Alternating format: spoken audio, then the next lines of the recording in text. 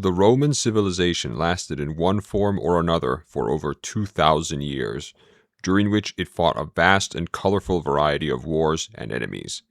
Some of these, however, have been largely forgotten by the modern audience. Today, we will discuss 3 of these lost conflicts from Rome's northern frontier on the Rhine and Danube.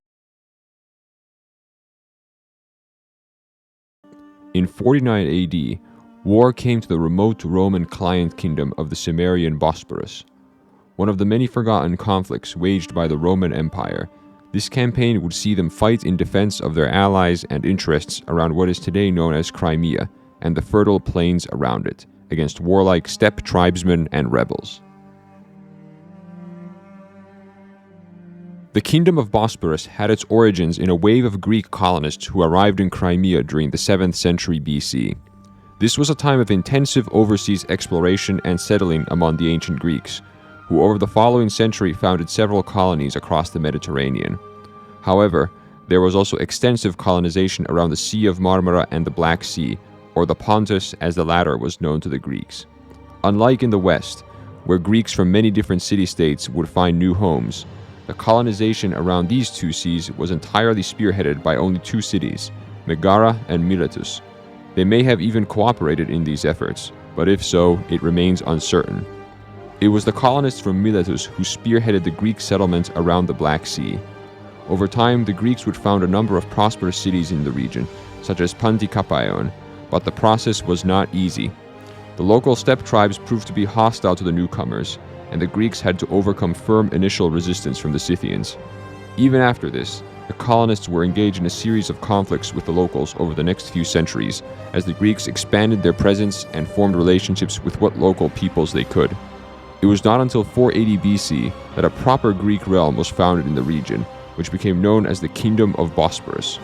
The ancient historian Diodorus Siculus records that the first royal dynasty in the region reigned for 42 years, before they were deposed by the usurper king Spartacus, likely a Thracian judging by his name. While the early history of the Bosporan Kingdom may be hazy, what is clear is that it rapidly became very prosperous. The Greek colonists had found the area to be a lucrative source of grain, skins, and slaves, a characteristic of the region that would persist for the entire period. However, in the 2nd century BC, the power of the Bosporans began to wane. Increasingly severe attacks from the neighboring Scythian tribes were becoming more difficult to contain, and the Bosporans were desperate enough to appeal for aid late in the century from King Mithridates VI, ruler of the Hellenistic kingdom of Pontus. He readily agreed to help the Bosporans defend their lands against the Scythian raids, and the region was thus absorbed into his expanding empire. For a time, this made Mithridates the dominant power in the Black Sea, but like so many others before him, his kingdom was to be dealt a crippling blow by the emerging Roman Republic. Over the course of the 3 Mithridatic Wars, the Romans steadily eroded Pontic strength, and in the final conflict, Mithridates was defeated by the great general Pompey. He then fled to the Bosporus in 66 BC, where 3 years later he committed suicide when his remaining power was undermined by a revolt led by his own son, Pharnaces. The Bosporan Kingdom then fell within the sphere of influence of the Romans, and became one of its longest-lasting client kingdoms. Pharnaces became swept up in the internal turmoil of the Romans years later, as the Republic descended into civil war between Julius Caesar and his old ally Pompey. A small fleet of ships from the Pompeian navy attempted to sail to the Bosporus to arouse Pharnaces against Caesar after Pompey was defeated at Pharsalus in 48 BC. However, they never reached their intended destination and ended up surrendering to Caesar. However, Pharnaces did attack the Romans the next year, seeking to take advantage of their seeming lapse in power to reclaim territory lost by his father. While initially successful, Pharnaces was soon defeated by Caesar at Zela, and was then assassinated.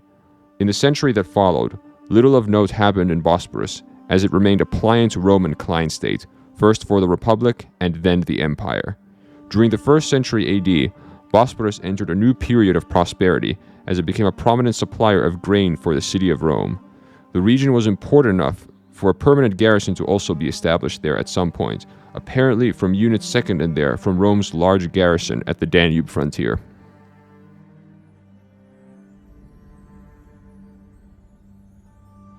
In 38 AD, King Mithridates III came to power in the Bosporan Kingdom. At first, he ruled alongside his mother, Gypae, but at some point, he was given full control of the Bosporus by the Roman Emperor Claudius. This event is a good example of how the political independence of the kingdom had waned, as a foreign leader was permitted to dictate who led the realm. However, in 45 AD, Mithridates was suddenly deposed and replaced by his younger brother Cotys. We do not truly know why this happened, but the Roman historian Tacitus does record that Mithridates considered Cotys to have betrayed him. In addition, Cotys clearly had the support of Rome, and Claudius also did not mind the fact that Mithridates was gone. It is possible that Rome supported Cotys in overthrowing his brother, perhaps after the ability and loyalty of Mithridates was called into question. Whatever the truth, Mithridates was bitter regardless, and was eager to retake his throne. In 49 AD, he gained exactly such an opportunity when he learned that most of the Roman garrison in Crimea had been withdrawn, along with their commander Aulus Didius Gallus. Only a few cohorts of auxiliaries were now left in the kingdom, commanded by an equestrian known as Caius Julius Aquila.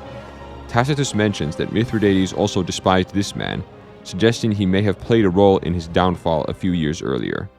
Why the Romans withdrew so many troops from the region is also a mystery, but considering Mithridates was deposed and in exile, and the nearby tribes were quiet at the time, the need for a large force in Crimea was probably just seen as unnecessary.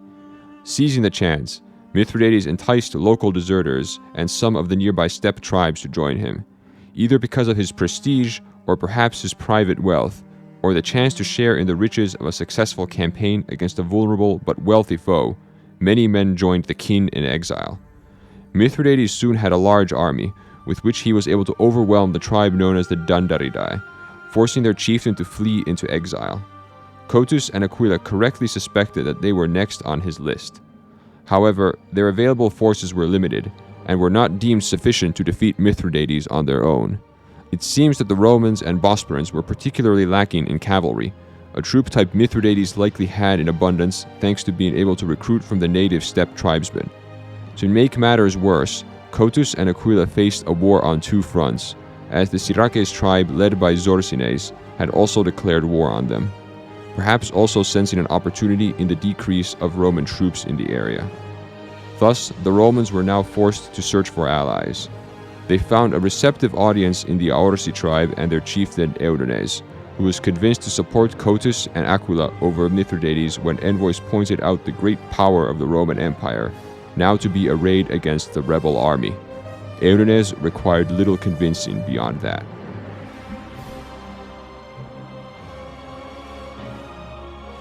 Having secured an alliance with Eudenes, Cotys and Aquila could finally march out confidently to meet Mithridates in battle.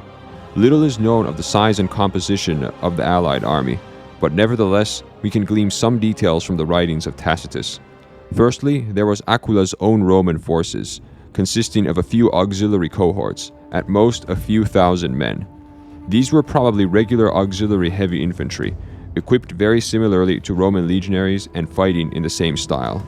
They were flexible and effective troops, who were also skilled at siege warfare and engineering. Next was the Bosporan army, under the command of Cotys, which appears to have relied primarily on close order infantry.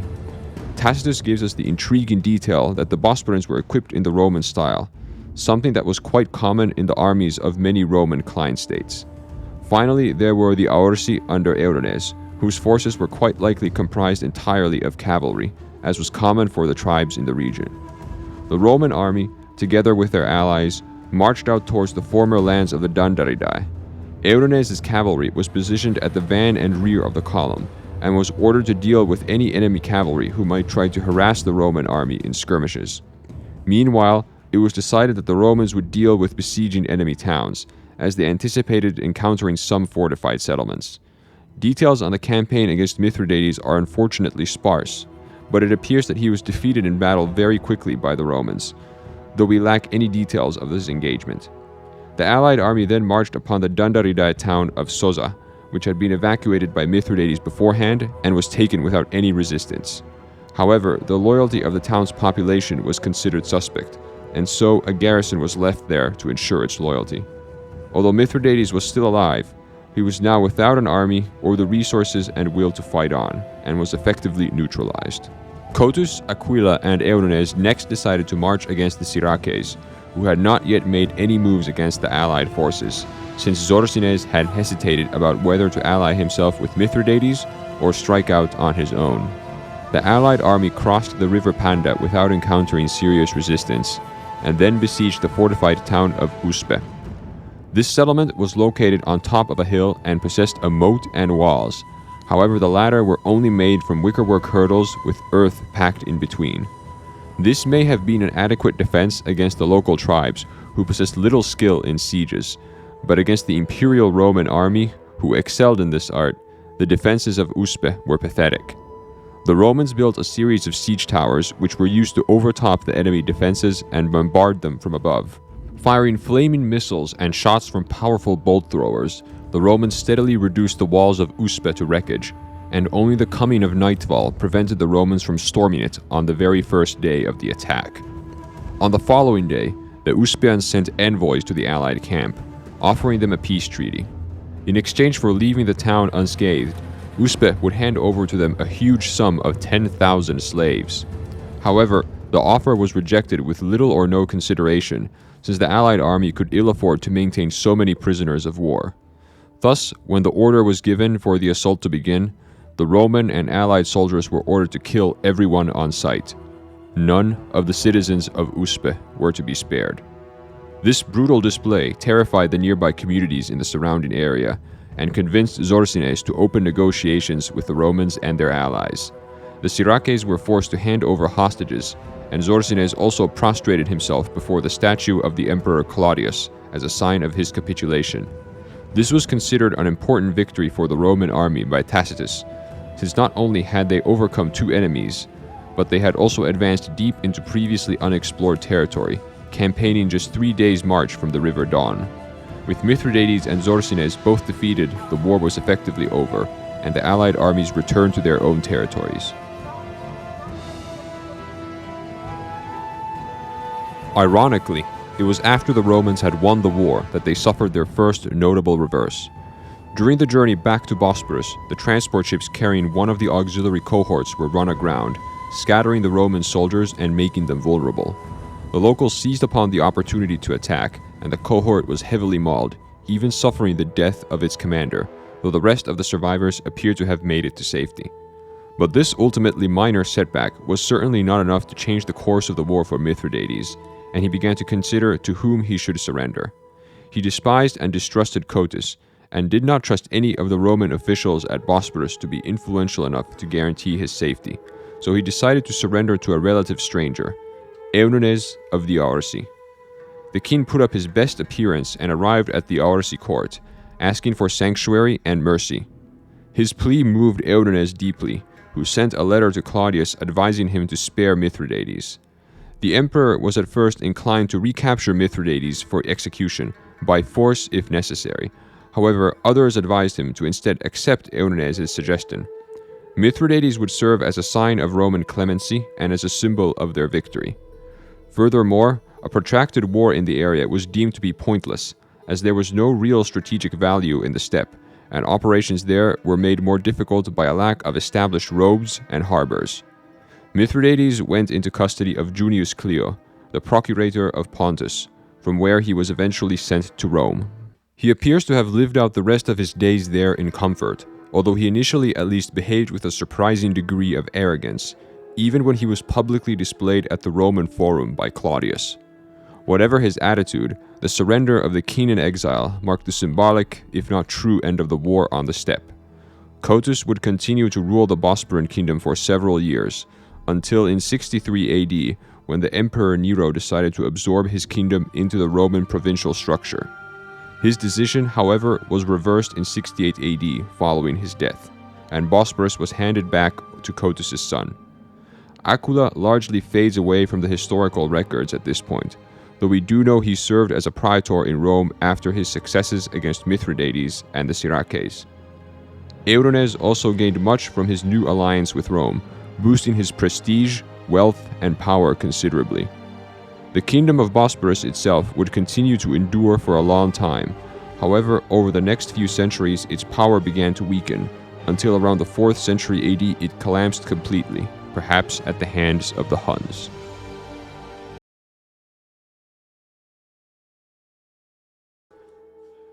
The Roman frontier along the Rhine was among the empire's most active and important ones. Here they were confronted by numerous warlike tribes, who in 9 AD inflicted one of Rome's most notorious defeats upon them at the Battle of Teutoburg Forest. But across the rest of the 1st century, Rome also fought another, much less well-remembered campaign against the Chhatti, a tribe famed for their military skill and discipline, a conflict which would feature bloody fighting in the forests and bogs of Germania.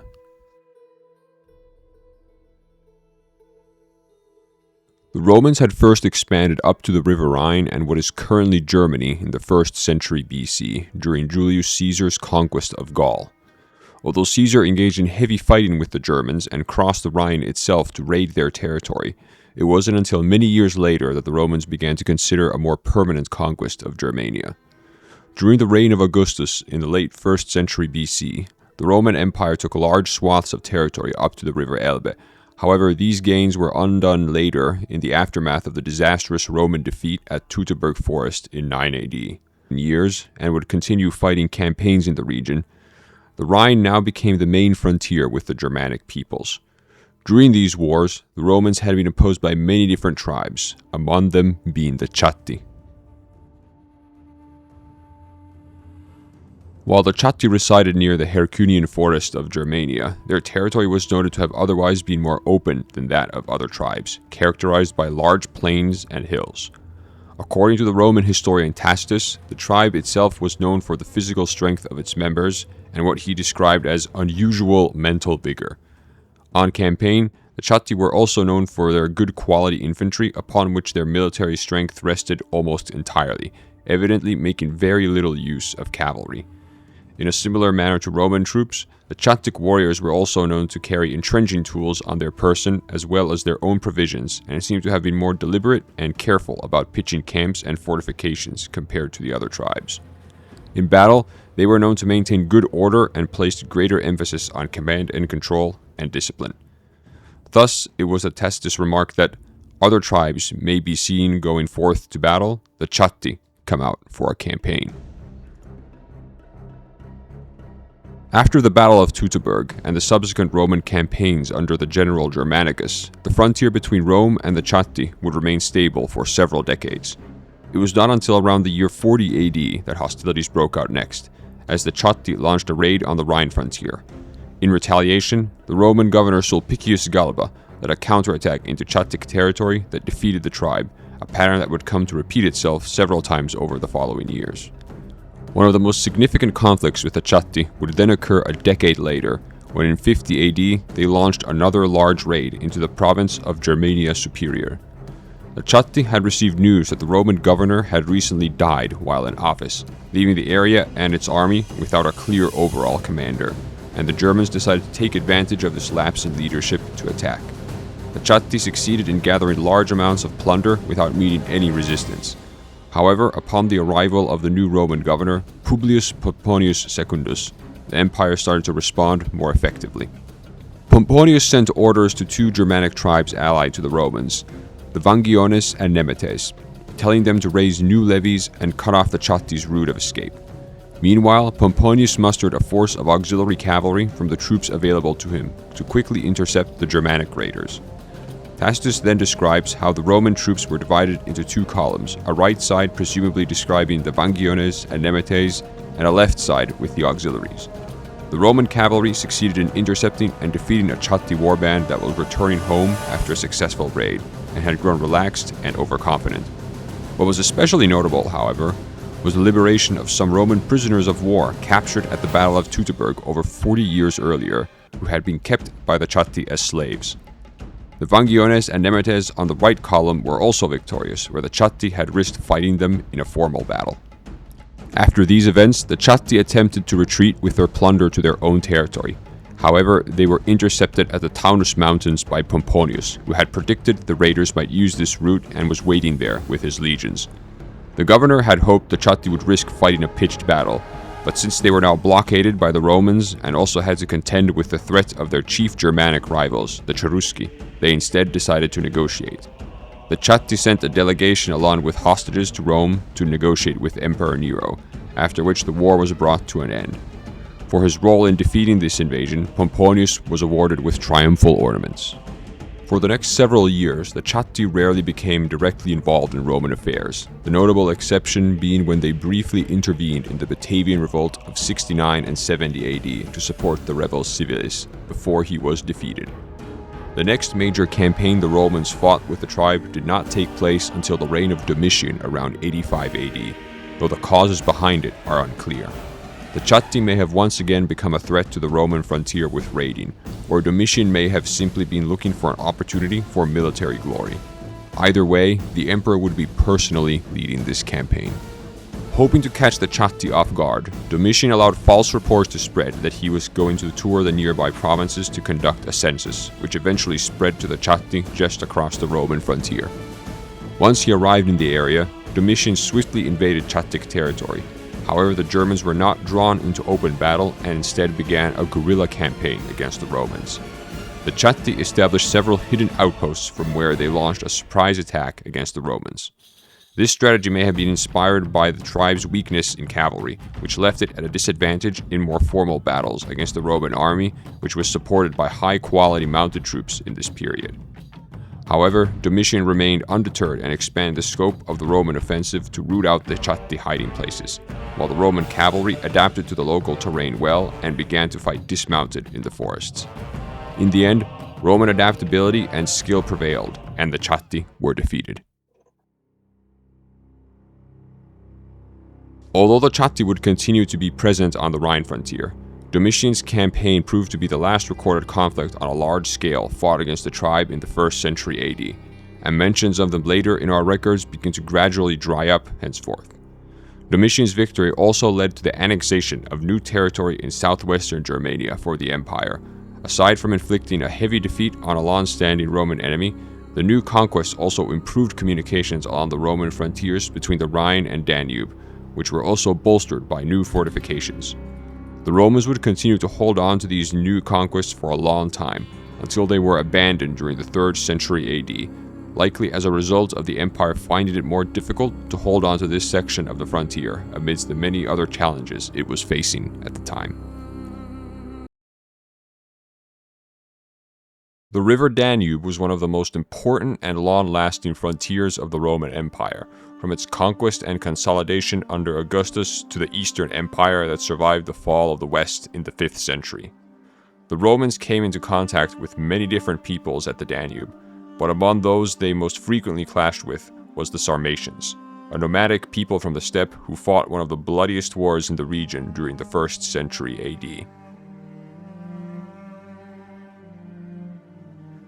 The Sarmatians were a nomadic tribal people who spoke an Iranian language and lived primarily from grazing herds and farming. They are first recorded during the 7th century BC, emerging in the Eurasian steppe east of the River Don and south of the Ural Mountains. Like other peoples in the region, such as the Scythians, they would gain a reputation as skilled horsemen, and the Sarmatians became especially famous for their use of heavily armored shock cavalry known as cataphracts. Centuries later, they would also inspire the Romans in their adoption of these troops. Like so many other cultures at the time, the Sarmatians were also split between many different tribes, such as the Roxolani and Iazyges, and were not a unified group. The early history of the Sarmatians is unfortunately very poorly understood. However, sometime around the 3rd century BC, they seem to have embarked on a great expansion to the lands westward, overwhelming the Scythians before them and becoming the dominant force in the steppe. This eventually led them into contact with Rome as they expanded into the Balkans, and the river Danube became the main frontier between them and the tribes of the steppe.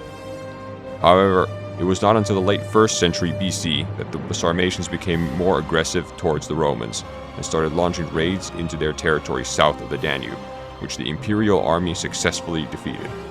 Rome was far from the Sarmatians' only target, however, as they also fought against other civilizations such as the Bosporans in Crimea and the Parthians in the east during the 1st century AD, conducting raids in search of wealth and martial glory.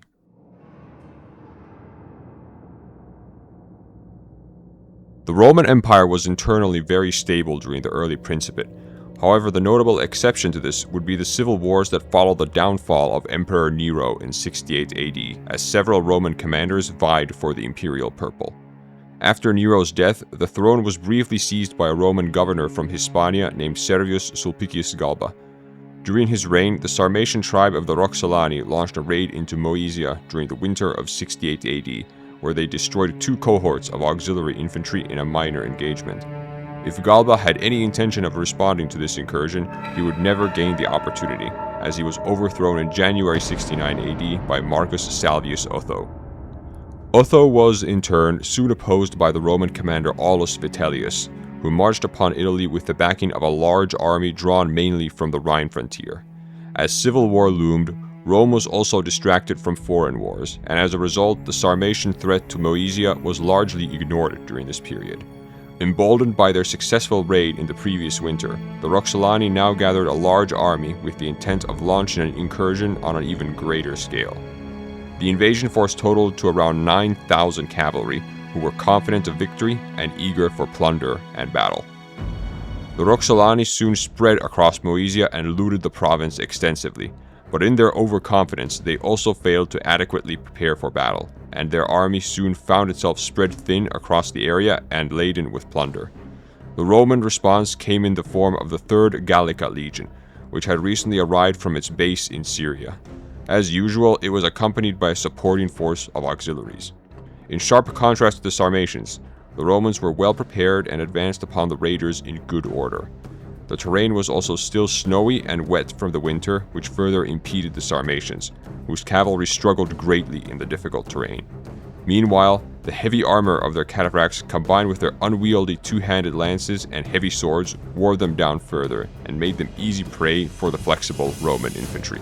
The Sarmatian army was largely massacred in the open fields, while the few survivors took refuge in swampy terrain. This, however, proved to be no less fatal, as these warriors soon died from their injuries or exposure to the elements. News of this spectacular victory was unsurprisingly received well in Rome. Moesia's governor, Marcus Aponius, was awarded a triumphal statue, while the legionary commanders Aurelius Fulvus, Tetius Julianus, and Numicius Lupus also received triumphal ornaments for their roles in the campaign. Tacitus was very critical of Otho's decision to honor himself as well for the defeat of the Sarmatians. However, we should note it was normal for Roman emperors to be given credit for victories won by their generals, even if they were not at the battle in person.